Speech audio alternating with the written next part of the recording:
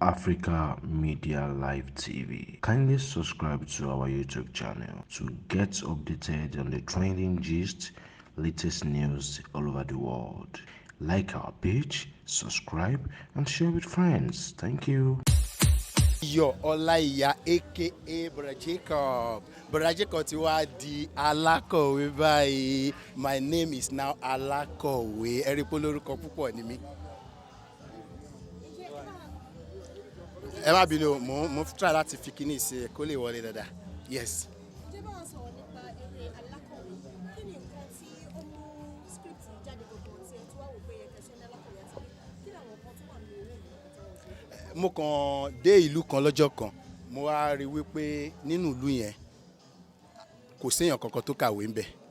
Wọn ò lè tọ́ka sí ẹyọ èèyàn kan péré tó ṣe jamb nílùú yẹn. Ìgbà tí mo dárúkọ jamb gan nílùú yẹn, wọn ò mọ̀ kan tó ń jẹ́ bẹ́ẹ̀. Mo wá wò pé mo ní láti wá kọ́ wọn níwèé níbí. Ìyẹn ló mú mi lọ sí inú ìlú yẹn tí mo fi kọ́ wọn níwèé. Irú ìwé wo ni mo kọ́ wọn? Tẹ́ bá ti wà alákọ̀wé, ẹ máa wá fìlẹ̀ ẹ̀. Ṣé gẹ̀ẹ́tì kan tí mò ń sọ ṣá?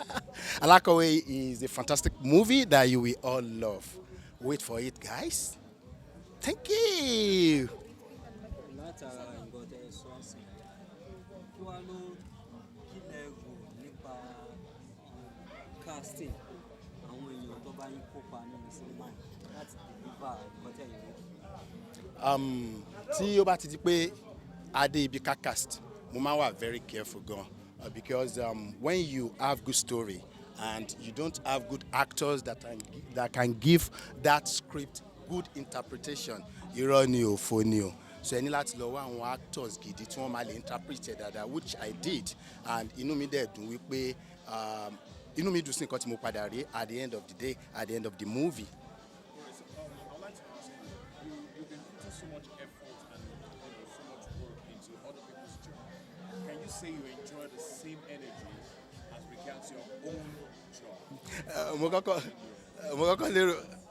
lérò pé nǹkan tí ò dáa ni ẹni tó sọ̀rọ̀ ẹ̀ máa sọ. Màá kàn sọ nínú fíìmù kan tí mo wò rí pé tálẹ́nu ẹ gbọ́rọ̀ tó sọ̀rọ̀ nínú yín o. Bóyá mo bọ̀ but kò wá. Actually the same energy that I put in other people's movie, irú ẹ̀ náà ni mo máa ń put in my own movie. Èèyàn kan ti sọ fún mi rí, ó ní wípé ẹ jẹ́ kí n sweat yẹn dẹ̀ ó pọ̀. Sorry.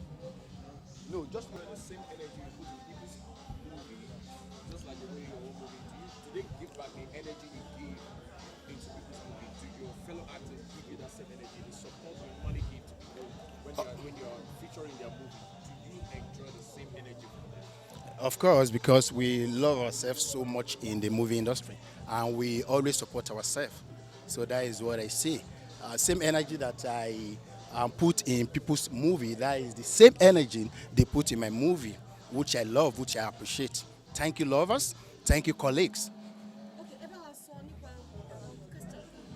Báwo ló ṣe rọrùn fún yín láti kọ̀? Ṣé kò sí gbogbo àwọn ìpínlẹ̀ nípa tí ẹ̀yìn eré ìlú ọdún lọ́wọ́ àwọn ìyàwó tó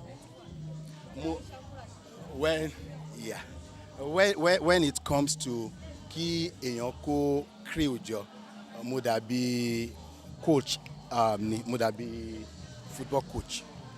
Ẹ mọ̀ pé máa ṣe wọ́n máa lọ ṣe àwọn èèyàn káàkiri bí wọ́n ṣe dá sí, bẹ́ẹ̀ lẹ ṣe máa bá àwọn crew mi. Wọ́n crazy gan, ẹ mọ̀ tó bá pé èèyàn crazy, ẹni tó bá ti mọ̀ nǹkan ló máa ń lo crazy, á ní bọ̀ yẹn ya wèrè, àwọn guys mi ya wèrè.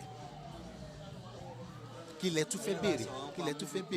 Ó ti ń pọ̀ owó ẹ tètè round there up o. Production ṣe a máa rí pé ọ̀pọ̀lọpọ̀ sinimá Yorùbá ló ti ń wọ sinimá adúpẹ́ fún ibi tí a ti ń bọ̀ ní Yorùbá film industry. Adúpẹ́ fún ibi tá a dé lónìí and a dẹ̀ dúpẹ́ fún ibi tá a ń lọ.